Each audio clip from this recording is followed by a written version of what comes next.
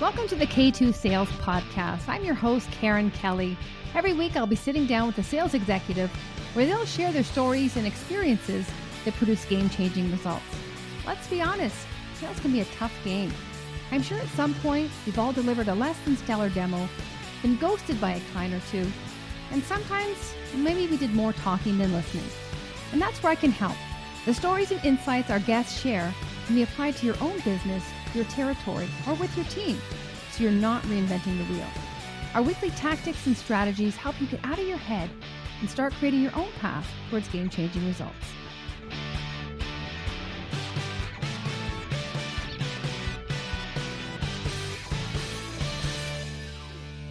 Welcome back to the K2 Sales Podcast. I'm your host, Karen Kelly. Now, many of us have to have difficult conversations either with our customers or if we're sales leader, our team.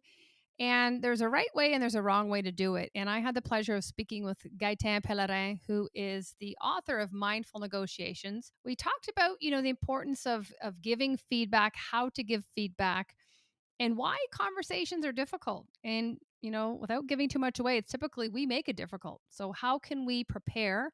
How can we check in with ourselves? And how are we showing up prior to getting into a difficult conversation? And I think that really self-awareness, that self-check is important.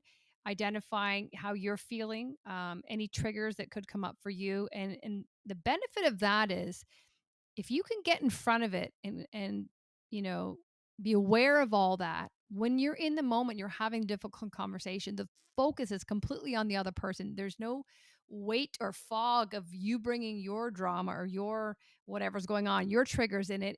That's gone. And so you can be fully present. You can see things before they're happening. You can be empathetic. You can be compassionate for whoever is receiving this.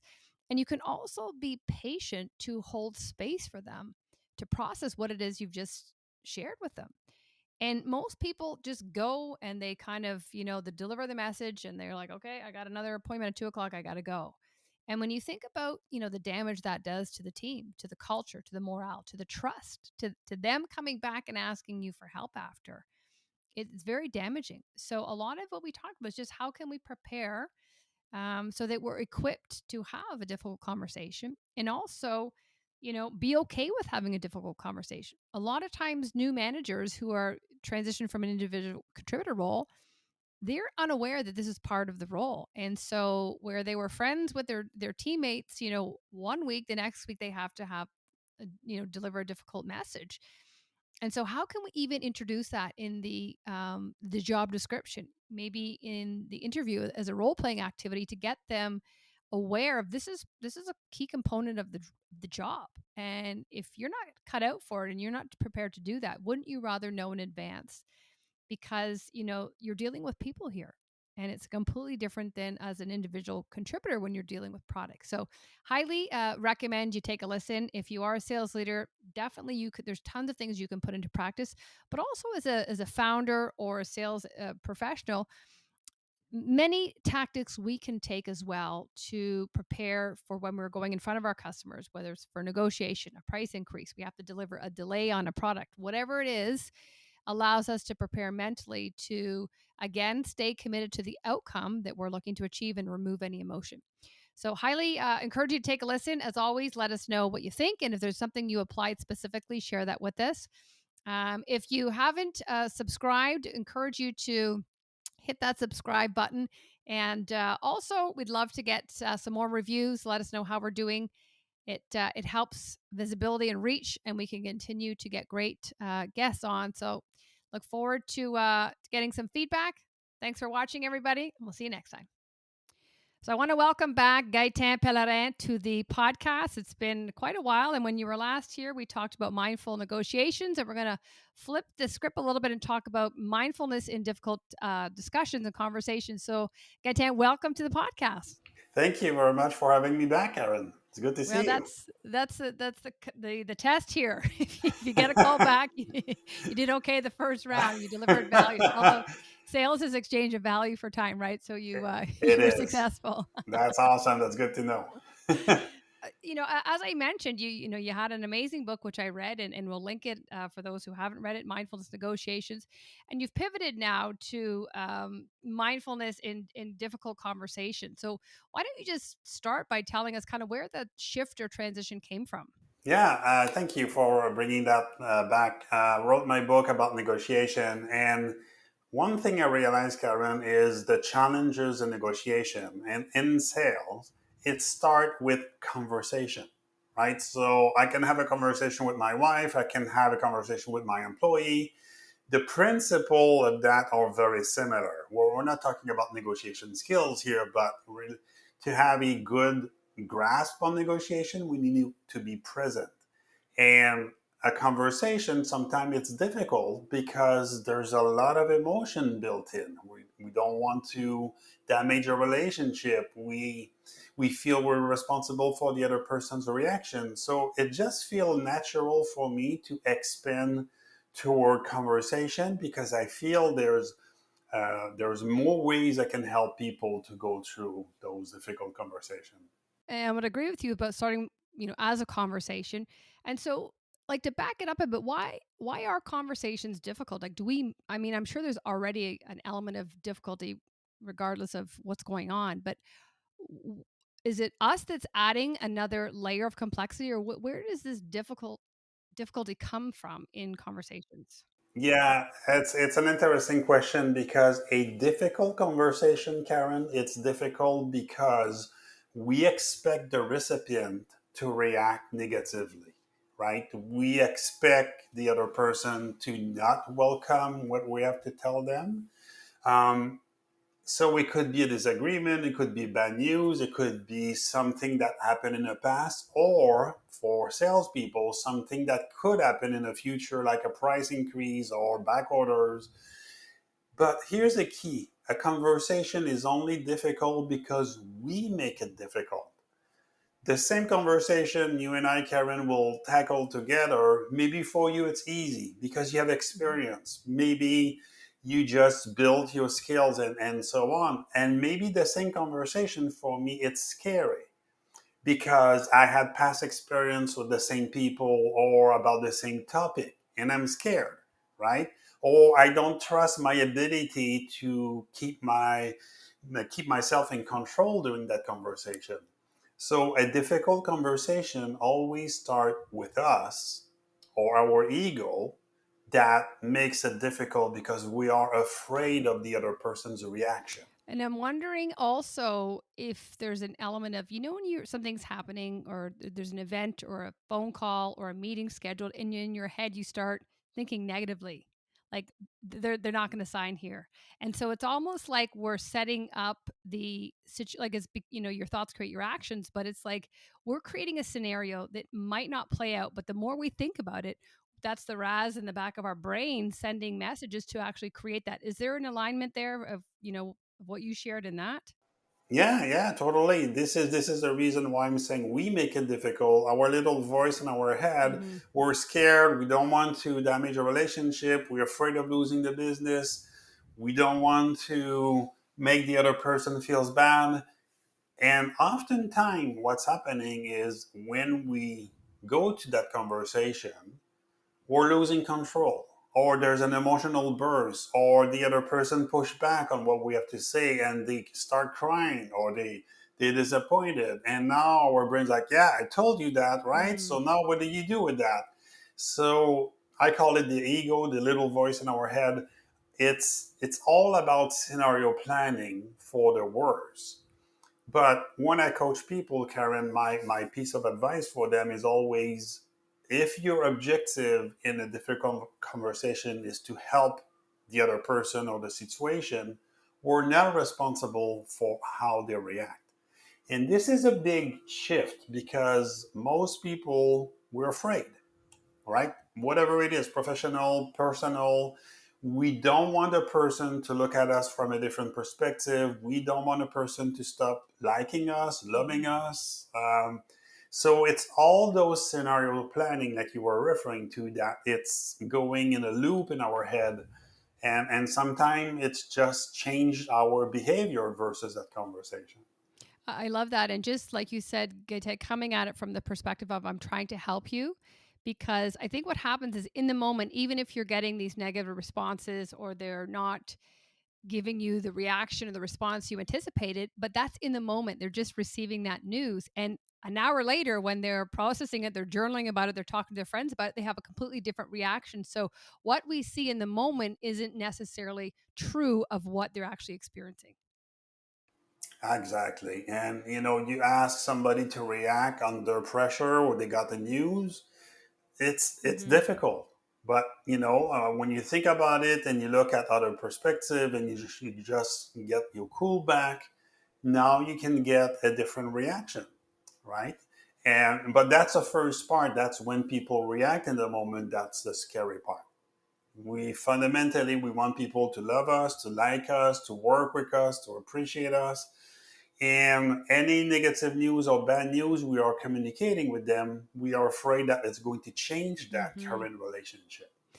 And I can see that where people want to be liked, accepted, valued, and in that moment they're not. But I think what's happening there, and you can correct me if I'm wrong, is that they're losing sight of the objective of the conversation, and it's the desire to help versus the desire to be liked. Absolutely. So, in conversation, there's an objective to the conversation, right? So, what's the purpose? Why you and I have a conversation today? That should be right there. And whatever happens, I cannot move forward if I don't have a sight of my purpose. This is my lifeline. The Hmm. purpose is the lifeline, but if I lose track of it because the other person is emotional or I'm getting emotional, right? So it could be two Hmm. ways. Now, when we're emotional, we're losing sight of the purpose, and where it feels like we're going into quicksand, we improvise, we don't know what to do next. So it's really about keeping sight of the purpose to help us anchor why we're here today, right? Hmm. And what are we trying to fix or to correct or to provide feedback if you want? Hmm. And when you're saying the purpose, Gaetan, is that something that you communicate verbally at the beginning of the call? The purpose of this is? You can definitely, the other person has no clue what we're talking about, right? But the Yeah. purpose starts with our preparation. Why am I meeting that person today? What's my Hmm. objective? Where do I want to be by the end of the meeting? Is it a good idea to share? Yeah, you can build that into your opening phrases of the meeting, so Hmm. both parties are equal or have the same expectation. But the purpose, it's really for you first. Why are we Hmm. here? And do you think, in terms of where people fail, do you think most people don't invest enough time in that preparation phase? Yes, totally. If you don't prepare yourself, you're going to Yeah. improvise. And under stress, what we want to say and what we are actually saying are two Hmm. different things. The more bad news we have to deliver, the more we want to unconsciously soften the blow. We want to smooth our messaging, right?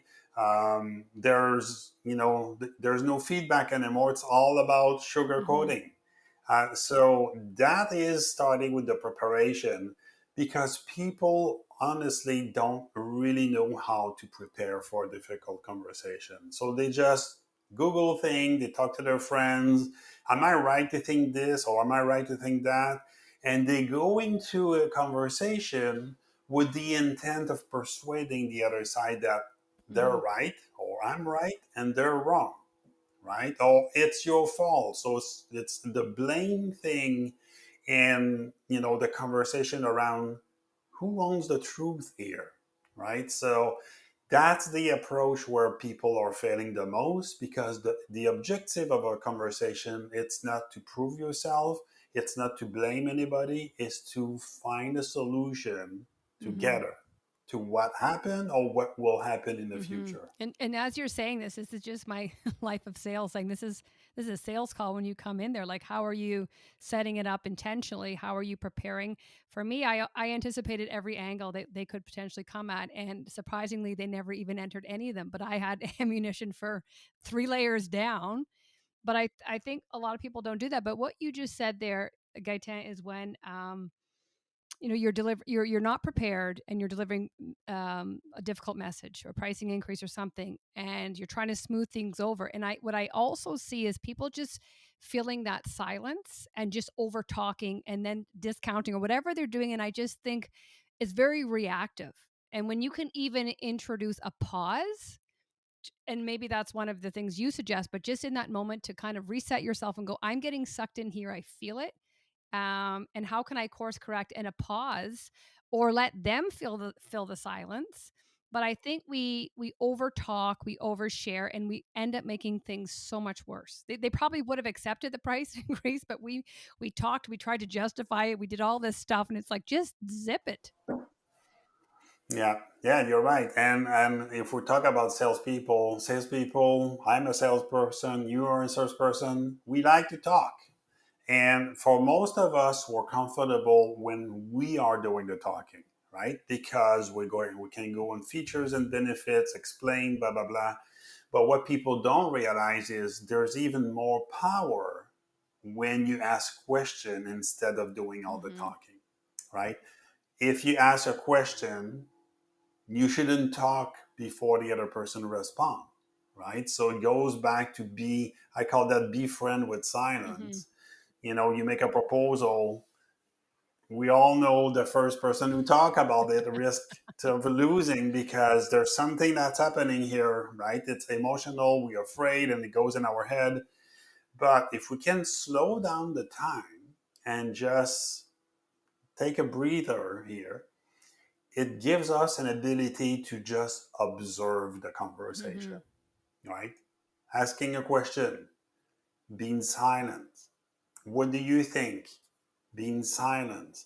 So it requires, an ability to be mindful or be present, if Hmm. you want, in that moment, because otherwise we're sucked in into a dynamic, and eventually we just want to get out of that Hmm. conversation, which is not helping us to achieve the purpose of that Yeah, conversation. and I think salespeople, like you said, they think, and I would have been a believer of this early in my career that I need to be talking.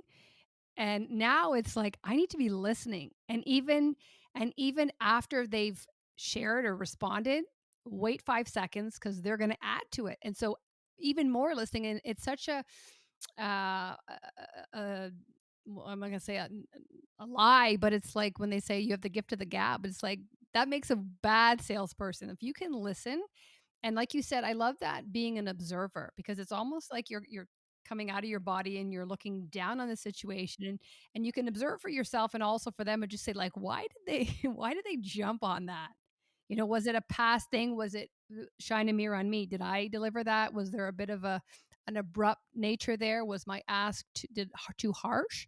And so I think many people, both I would say sales leaders and reps, could benefit from being that observer, both with themselves, because, like you said, how we plan on delivering it and how we actually deliver it when there's emotion, there's high risk, high stake, it might be different. It might not land as if, had like how we planned it to. Yeah. And this when I've learned to do calls on Zoom or on a call, I've learned to summarize what I'm Mm-hmm. hearing, right? So it forced me to really slow down because most salespeople are really intelligent people, right? So the ability to think 3 steps ahead of time, this is something that you want to have. You want to have your planning, but you don't want to give your power to that Mm-hmm. planning. You want to be in Yeah. that moment. And what's working very well for me when I do sales call on Zoom or on a phone, I force myself to repeat what the other side is Mm-hmm. telling me, right? So what I'm hearing is blah, blah, blah. It's not full silence, but it prevents me to go Mm-hmm. too fast in my head that I'm really present. And when I do that, it gives me two things: give me clarity of what I've heard, and I'm also telling the other side that Yeah. I'm listening to you, right? So that goes together with the purpose of slowing down But again. imagine what it does for them. It allowed, like you said, they know you're listening, but I feel that trust is starting to be built there because the focus is on them. and you're using the language they said, and all of a sudden they're like, I am in good hands here. He shared his purpose, and I feel that the questions, the way he's listening, the way he's probing, is definitely moving us towards that purpose. Absolutely, absolutely. And when the buyers feel we're not there to sell Yep. something, but we're here to Yeah. help, that changed the energy during that conversation. Oh my god, the amount of times I've said that. I coach founders, and the first thing they say is, "But I'm not a salesperson," because it's a trigger word, and I'm like, "Well, then this is a hobby. It's not a business because you need to be selling." But I said, "Well, change the language. What do you do?"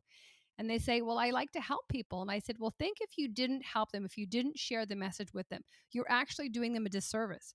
And when they can come at it through that lens, it's not salesy, it's not pitchy, it's not Wolf of Wall Street. You're actually saying, like, I understand what you're going through because we work with many people like you. And this solution, like, let me share it with you to see if you feel it would be a good fit. And that there's nothing salesy about it. It's like me saying, Gaetan, I came across this amazing recipe. You got to try it.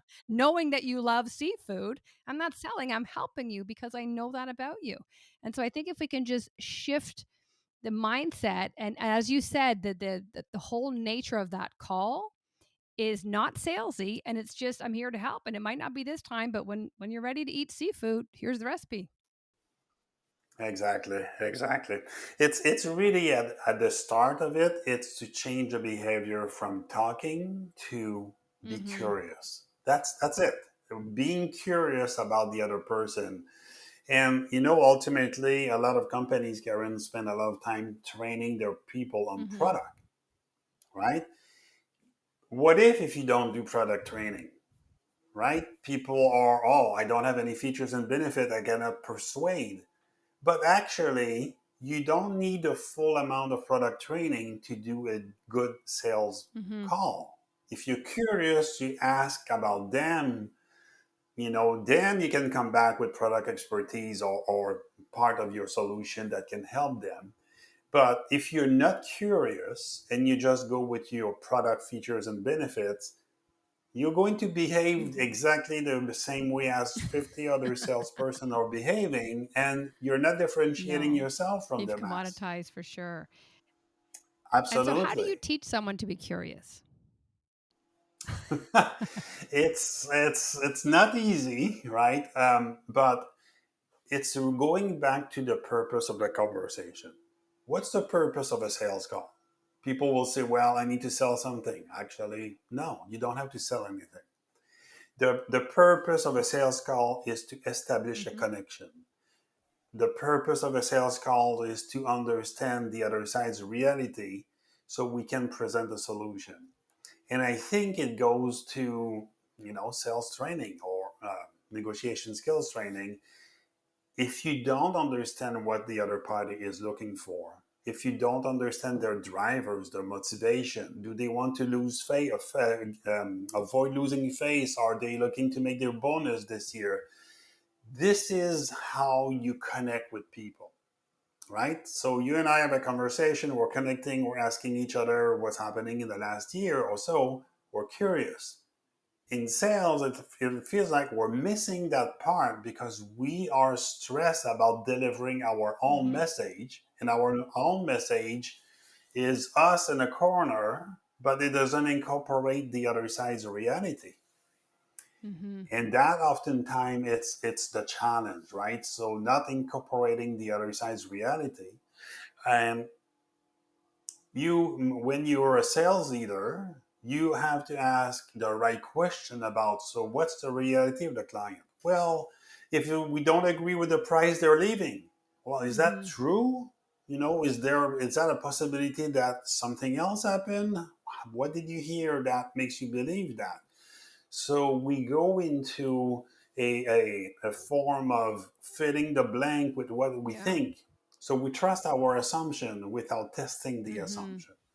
And I think again that comes down to the preparation. Just working with your team or working with some peers and just saying, like, for me the biggest thing is a lot of times in my coaching sessions they'll say, "Well, what if I can't answer the question?" And my response is, the bigger thing is, why did they ask that question? There's something there. It's the question behind the question. And I just think like that's where your curiosity should come in. And I always say, look, act like a detective. And if the question is very at face value, that's fine. But if there's a little bit of a twitch to it, you have to dig deep there, and that's when you can label and say, "I'm just curious." Where I'm curious why you've asked that question because it's is it from the standpoint you've had a bad experience before, or whatever it is, and calling it out. And what that does in my experience is it shines a light on them, and they might say, "Oh, you know what? I didn't realize that was actually abrupt. I just had a bad call." Or you know what, our last vendor year 3 they went out of business and we were screwed for 2 years. We couldn't supply so the biggest thing is for me again that motivation. And this is all, when you know your buyer persona, this is stuff that you can plan. You can say like, how do they make a decision? Who motivates them? What influences them? What's going to allow them to stay or move away from status quo? Like these are all things you can do well in advance, because I always say if you're waiting for those ahas to come up in the moment, they're not. Yeah, yeah, yeah. It's very true. And people have a hard time to just asking Mhm. question, right? And even if I don't have the answer, people have to recognize something. As a salesperson, you don't have to have Mhm. all the answers in that meeting. It's okay if you say, I don't know the answer to that, let me check internally. You have to come back to the customer to give Yeah. them the answer, but you don't have to have all the solution, all the response, or the answer to their question. What you have to have is an ability to understand fully their Mhm. world, where they're coming from, right? Where are they going? What's their objective? What's their priority? What's their pain point? And that is helping you building the profile of your client, that down the road you can come and say, what I heard you saying, I think I can help you be better or minimize risk, or but it's related to Mhm. them. It's not related to the product itself, or the organization Mhm. And itself. for me, that's the difference between a vendor and a partner. Right? Yeah. Totally. So when we Totally. talk about the difficult conversations, are there different components that go into these types of conversations? Well, we talk about there is mainly two components of a difficult conversation: is the outcome and the relationship, right? So there's a reason why we're having this conversation. That's the purpose. And obviously, there's a relationship in front of us that we want to maintain or expand. Um, Most people delivering a difficult conversation focus more on the Mhm. relationship. So when I hear salespeople telling me I'm a relationship salesperson, I'm like, woo, that's okay. Are you able to deliver bad Mhm. news? And they go, well, no, I don't want to upset them. So you see now the relationship takes precedence, or takes control versus the outcome. But the really a good conversation is to deliver both a purpose or a business related issue, and in a way that doesn't damage a relationship. Mhm. I'm just seeing like so many things are coming to my mind there about just that desire to be liked. And even I think, Gaetan, when you have sales reps who have been promoted to a sales manager. So look at culture and they're buddies with everybody, and then on the next week they're reporting to them. And so how do you then, you make the relationship secondary and really say, "Hey, John, I know we were drinking at the sales meeting last weekend.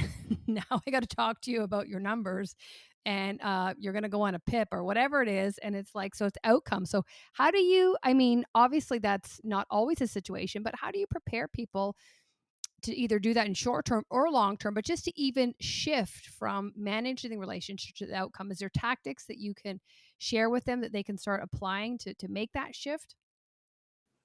Yeah, this is a challenge I observe in many organizations. It's the onboarding or onboarding of new management people, right? So you go from an individual contributor and you got promoted, and now you're not an individual contributor anymore. You are the captain of your team, and your job is to solve Mhm. problems. So your job is to listen to your team. Your job is to support them, etc., etc. And I find that it's the transition between individual contributor and being a management team. It's difficult because it's not helping the person to shift their focus before they got Mm-hmm. the job, right? So before you got the job, we should structure expectation before we nominate that person and have a conversation with them, or even ask them, what's your expectation as a team captain or as a team leader, whatever the title is, and really have a conversation before the change so people can be more prepared from that perspective, right?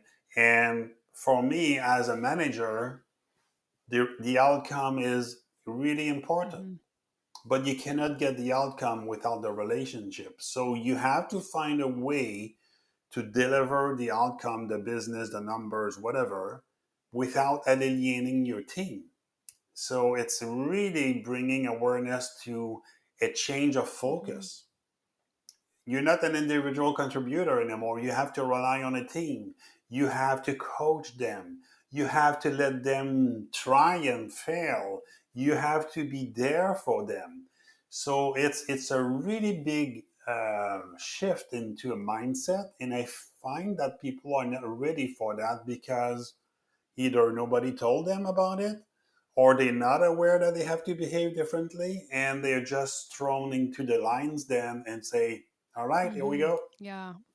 We trust you. So it's really helping them to increase their level of awareness about those two Mm-hmm. components: outcome, business outcome, and relationship. And I think that because you're right, it's not talked about. It's almost setting the expectation when the job posting's up. But imagine even the interview if you could do some role playing and use real life situations, just so they're like, God, this is what I'm getting into. I don't know if this is for me, or wow, I gotta change things up. And and then I think before you have the job, you can ask yourself, do am I prepared to do this? Maybe I like to be Eddie Haskell and I want to be liked so much. And I can't do that. So I think that's great that you pointed that out. One other thing I remember in when you're trying to balance the relationship, because you do need the relationship, but you can't make allow it to take precedence because the outcome is what you're looking for. But as you're delivering the message and as you're engaging and connecting, if it's inauthentic, it's like you're just getting to the outcome because you know as the manager, like, I got to do this. And so I could feel leaders sitting down with me, and those what when I draw upon past experiences, past ways that they've helped me, I knew this was a tough conversation, but I knew the outcome. I knew why they were doing it, and I knew it's like the band-aid. Once it's going to be painful, but in the long term it's for the good. Whereas others I could feel, and I'm like, you don't care, you do not. And I was just so reluctant to give in because I'm like, this is a message that's been brought down. You're a parrot repeating it, and you are so just checking off your KPI box.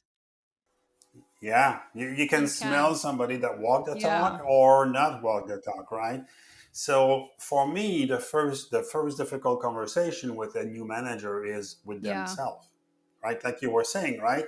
And we rarely do that before, but after that, somebody lose their job. Now you talk to a coach, and people told me, I don't know if I want to be managing people.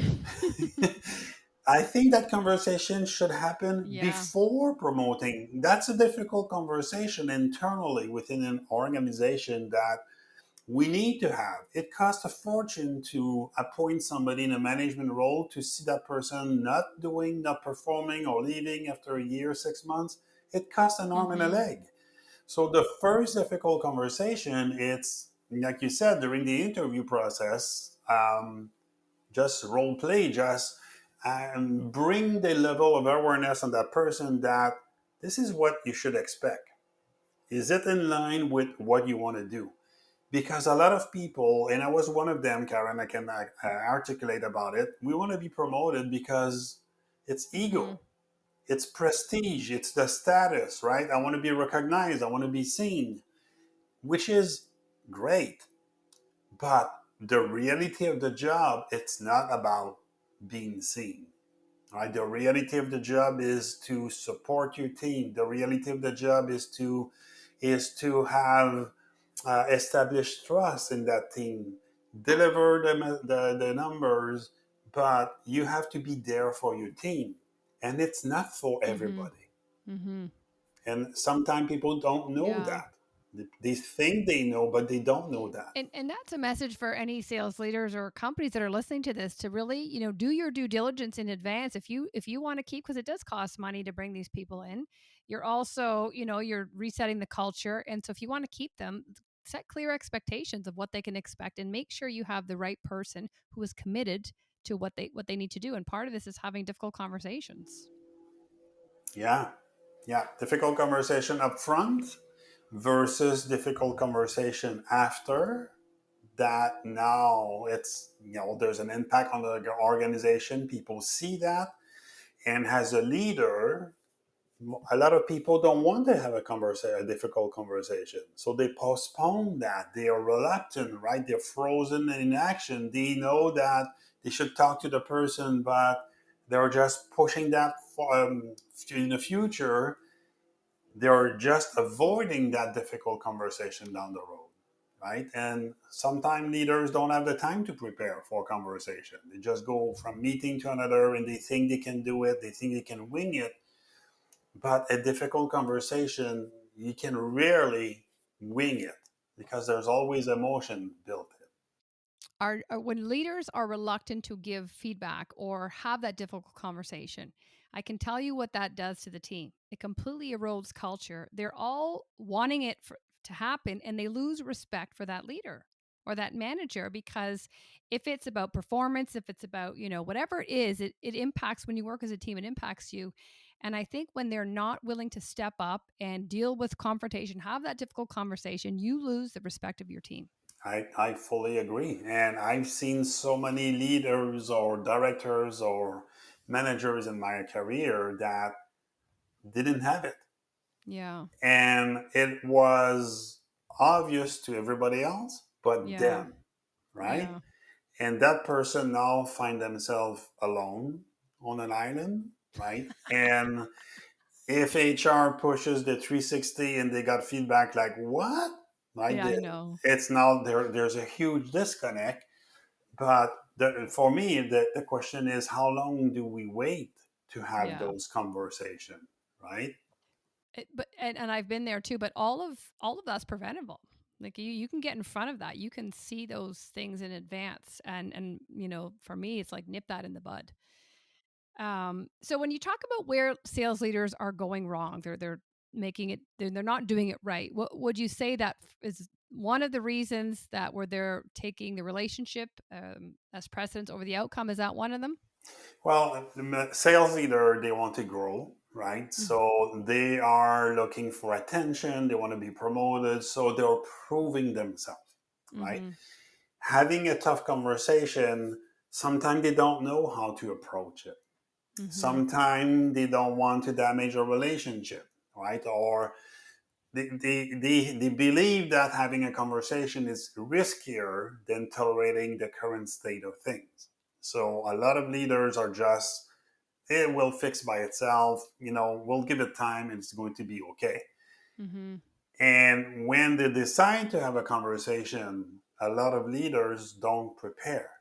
Mm-hmm. So going back to what's the purpose, right? So how am I going to tackle that? Is there anything that can triggers me in conversation? As a leader, this is not a conversation that we're familiar with because we want to prove ourselves. We think we're better. We think we can control ourselves, right? But in a setting of a difficult conversation, what if the other person is getting upset? What if the other person is yelling at you? What if those are the trigger that we need to plan, right? And the leader is normally coming too hard. So this is my feedback, take it or leave it, that's it. Mm-hmm. No respect for the relationship. Or what I see way more often is watering down the message. That's okay, you're not so bad or you're not too bad. Yeah. And so it's hard to find not the middle, but the balance between the purpose and the relationship, right? And as a coach, my job is not to tell people what they want to hear. My job is to tell them what I think they need to hear with empathy and compassion. And that's sometimes the recipe that is missing from the leaders. having empathy and compassion to deliver a hardline message if you need to while managing the relationship. Mhm. Yeah, I love that, and even after the message, like, have like, don't go back on it, and it's like, if you've prepared it and you're happy with your choice, like, move on, and you might have hurt some feelings, but, like, part of the qualities of a leadership, like, that's part of your job, Yeah. and so Yeah, if you can't handle that, then don't go into leadership. exactly. Exactly.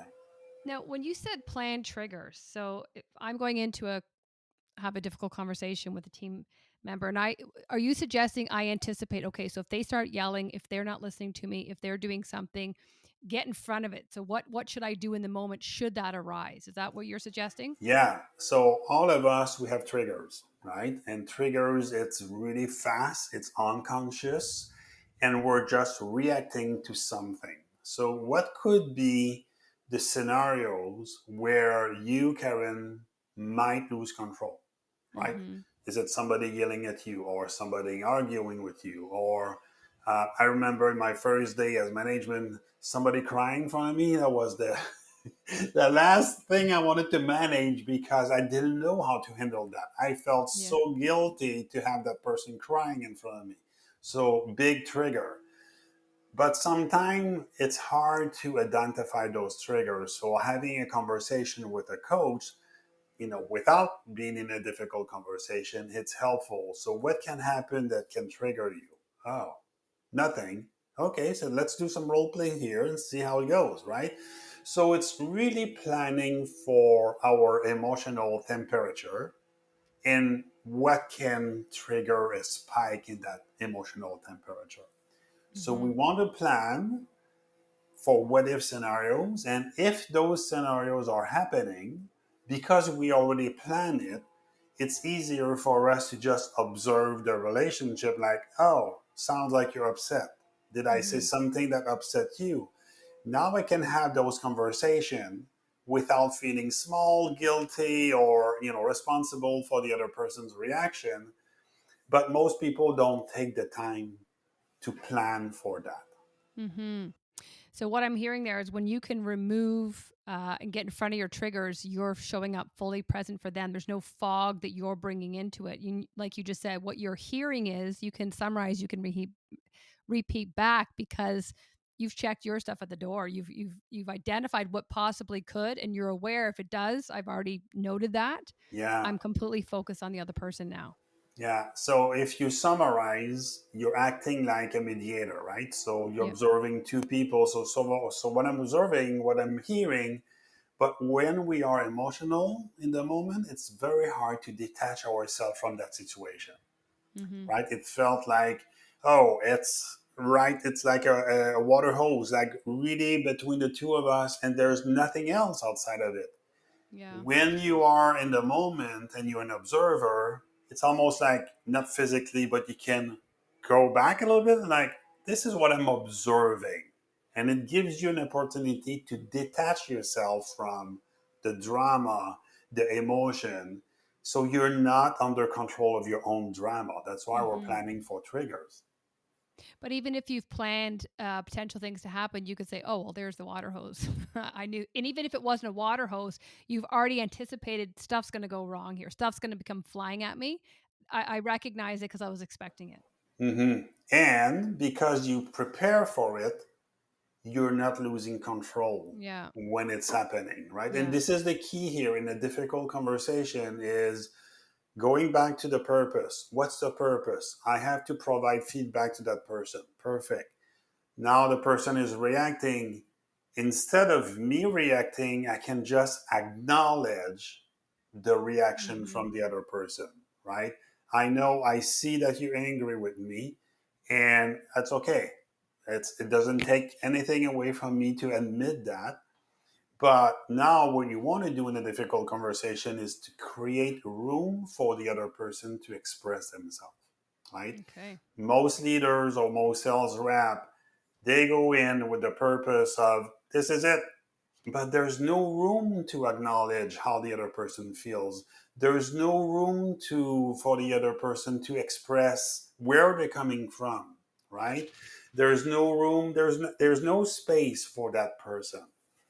And oftentimes, when we create space for the other person or we invite them to speak up, a lot of people feel like that's not the right thing to do because they're going to take over the conversation.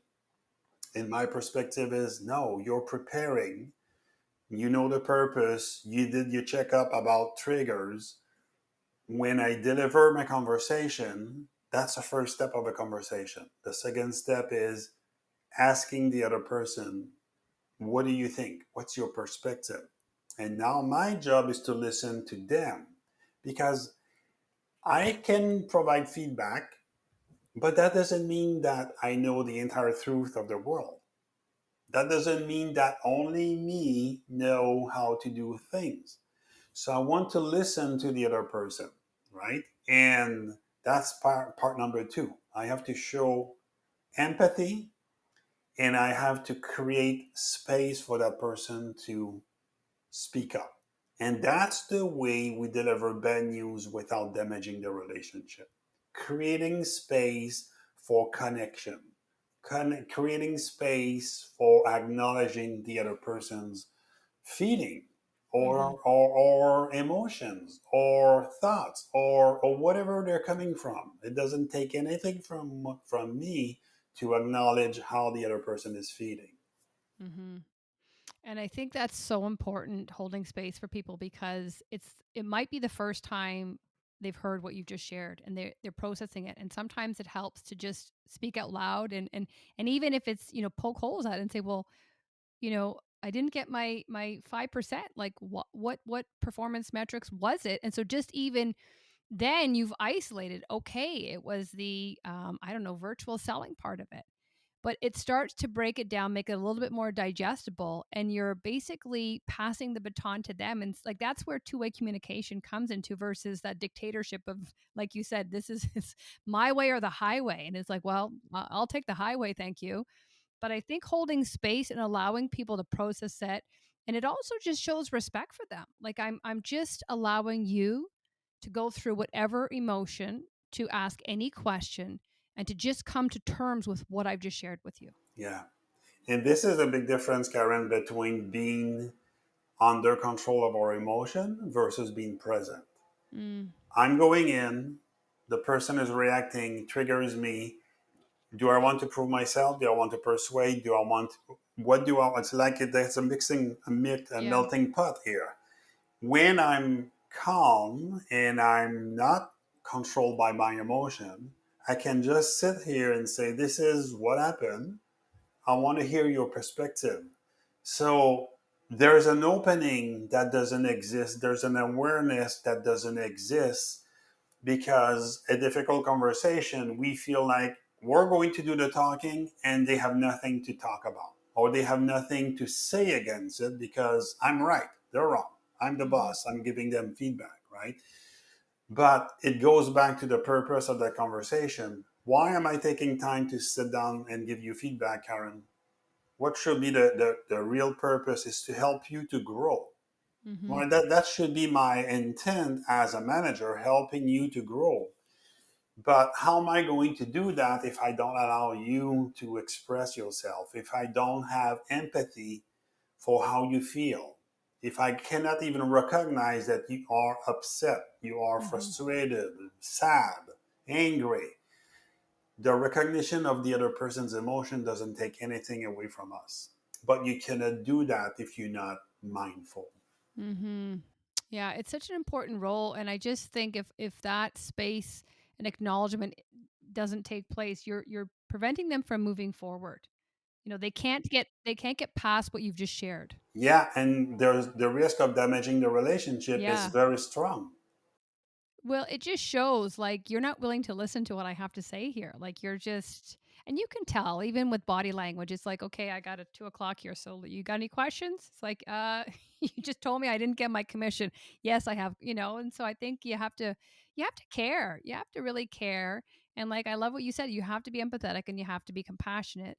But what do you say for these 25-year-old leaders who might not have the empathy and compassion, might not have been around long enough to really come, in terms of life experience and have that? What are some things that they can do? Yeah, and well, the first thing for me as a coach, Karen, is always ask the person, if you were receiving that news that you're going to deliver, Mhm. how would you like the other person to deliver it to you? So, kind of putting a mirror, right? Yeah. So, I would like the person to respect me. Fine, perfect. I would like the person to acknowledge how I feel. Okay.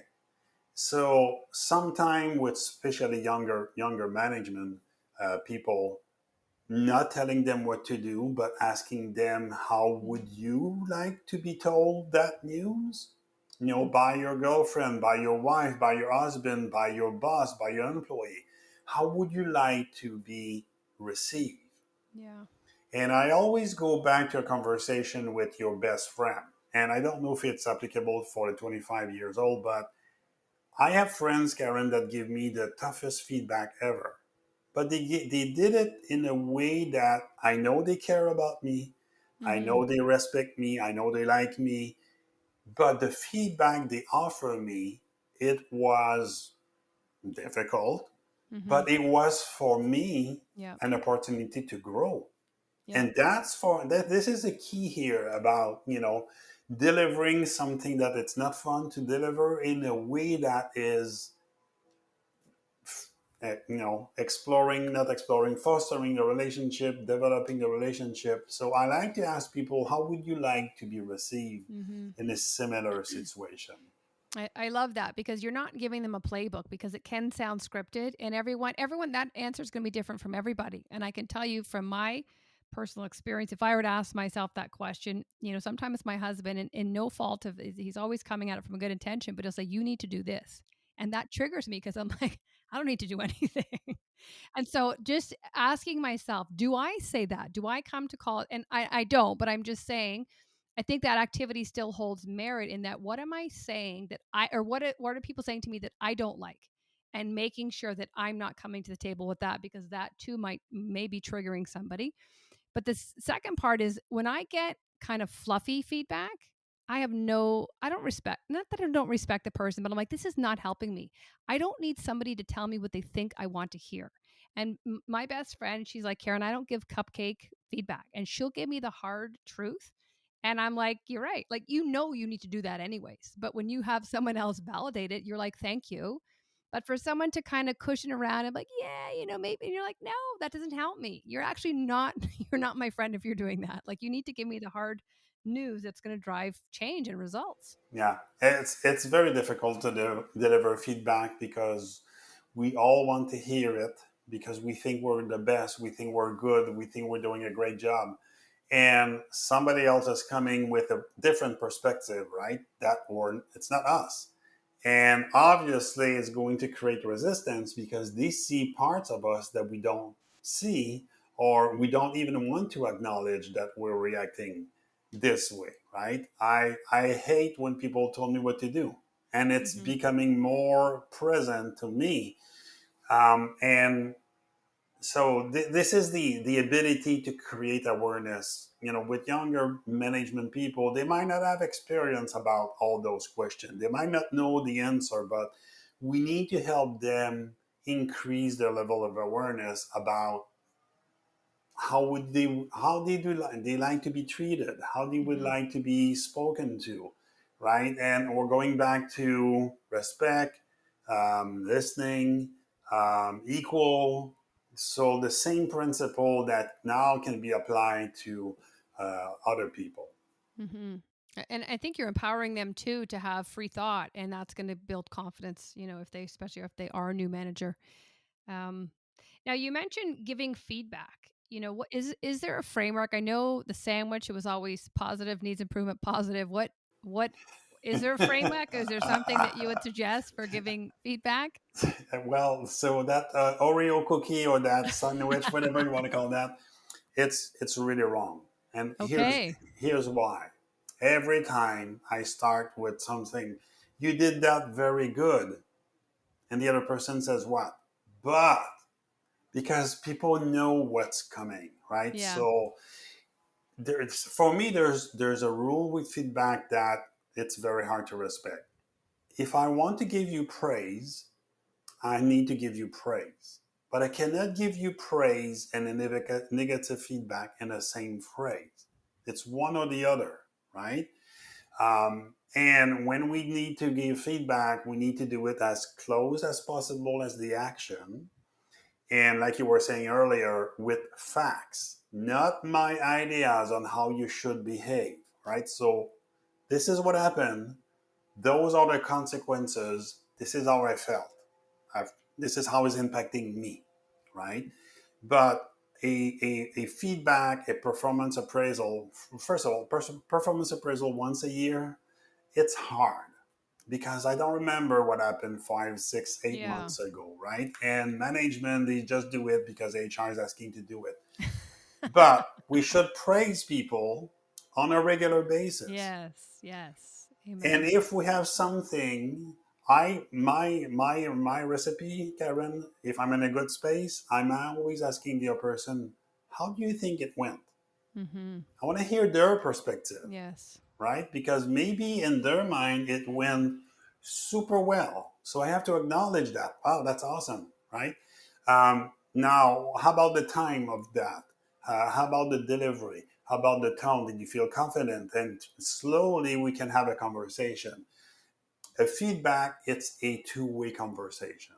And most people have a feedback as a one-way conversation. Either I deliver or I receive it, but there's no really interaction. And if I offer feedback to somebody, that doesn't mean that I'm right. That doesn't mean that even the feedback resonate with them. So I have to check with them. Does it resonate with you what I'm telling you, right? Um, I gave feedback to one of my colleagues.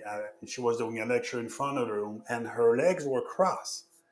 So I said, "Do you are you aware that when you stand in front of the class, your legs are crossed?" She said, "No."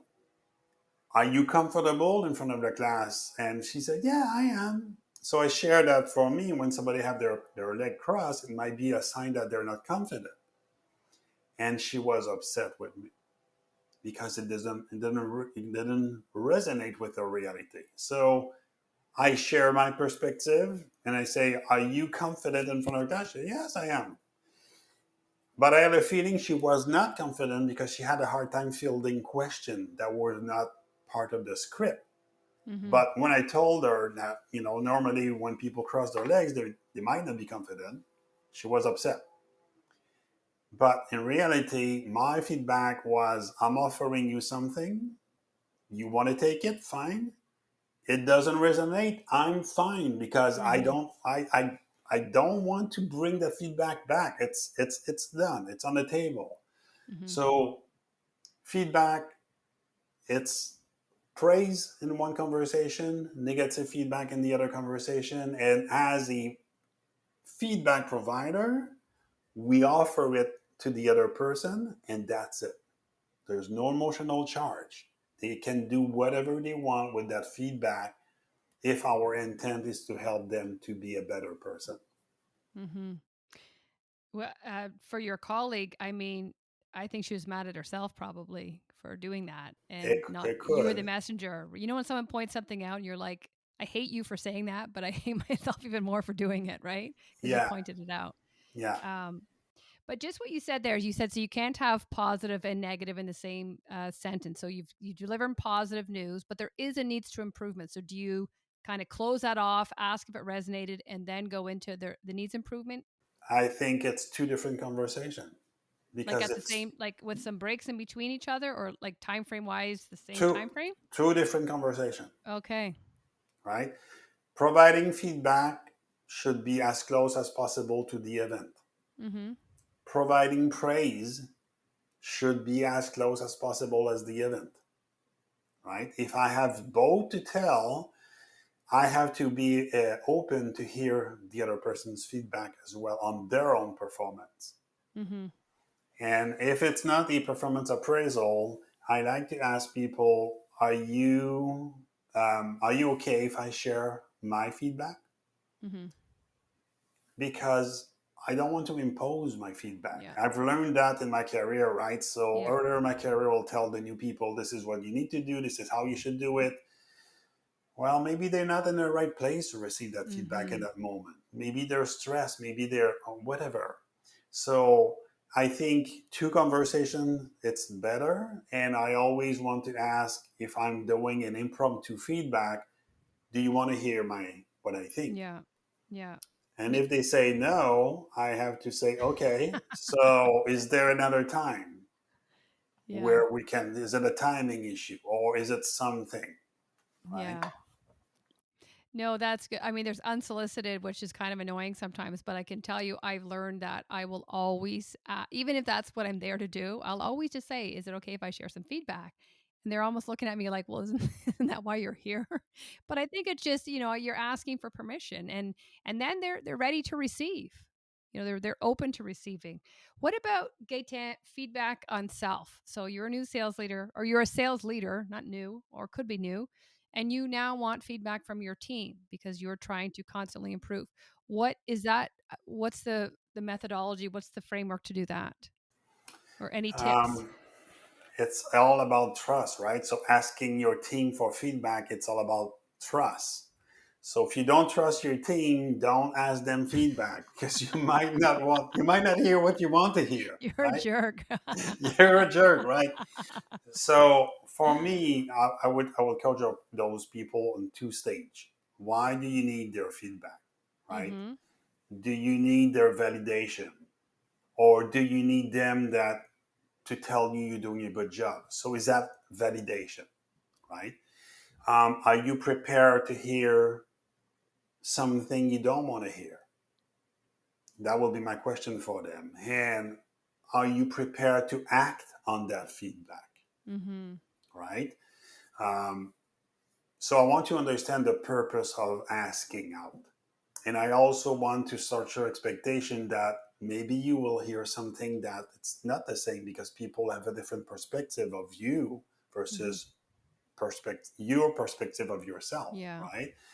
And what if it's negative? And what are you going to do with that? So if the person is self-aware, wants to grow, they'll say, I know sometimes I hear stuff that I don't want to hear, but I prefer that than people talking in my back. So it's Mhm. almost like a pre-conversation versus, going to the feedback.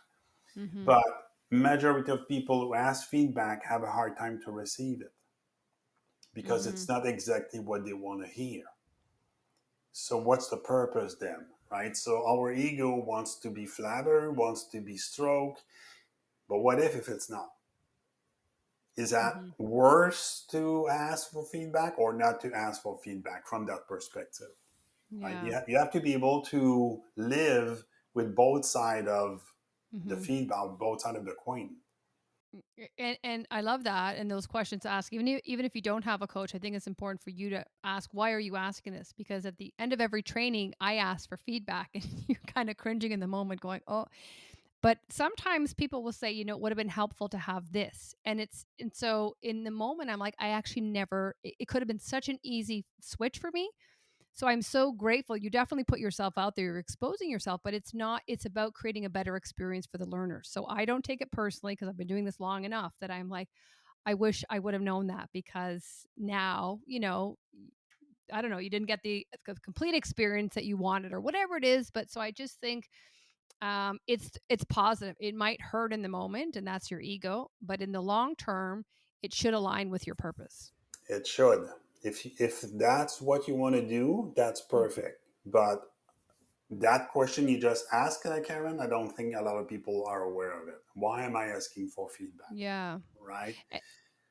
And would you suggest going back to the purpose when if I'm a sales leader and saying, "Look, folks, we've been working together for 8 months now, and my goal as a leader is to continually improve and grow and really ensure that I'm meeting the individual needs of the team. And to better support that, I would like to get some feedback from you." Like letting them know the purpose and again aligning the tone, the authenticity behind it. Is that the way you would do it so they know, okay, I'm not just stroking her ego here? Yes, that's the way. But before you get there, if you want to hear their feedback, but you never listen to them the rest of the Yeah. time, it's almost like there's a disconnection here, right? So, Yeah. boss, you want me to give you feedback, You never accept our I ideas know. in any meeting. Yeah. So yeah, I think if you really want to know, what's happening, and you want to grow, and you're sincere and you're honest, yes, that's the way to do that. Mhm. But is that supporting the Yes. day-to-day behavior, Mhm. or is that coming out of nowhere, Yeah. I right? think that's a really valid point. So, sales leaders, if you're listening, make sure the day to day activities, actions, active listening, respect you're giving your team is consistent. Because all of a sudden it's like, this is the Karen show. She wants us all to do this for her. Meanwhile, she doesn't get back to our, emails. She doesn't listen. She doesn't take our ideas. I'll give you feedback. Get a new job. Yes. But you just said a key word, Karen. I think when we ask for feedback, people are really quick to identify inconsistency in our behavior. Yeah. Am I consistent? Right? Am I listening to people? Am I this? Am I that? And whatever you invite people to speak, the first thing they realize the inconsistency between the way you talk, the way you walk, and the way you want to be. Mhm. So that's a really a key word for me. Mhm. Well, this has been amazing. You've kind of brought me down a memory lane of 20 years of bosses and difficult conversations that I've been the recipient of that now I'm leading myself. And so it's been a great eye opening. I definitely learned lots here, as I always do, speaking with you, Gaetan.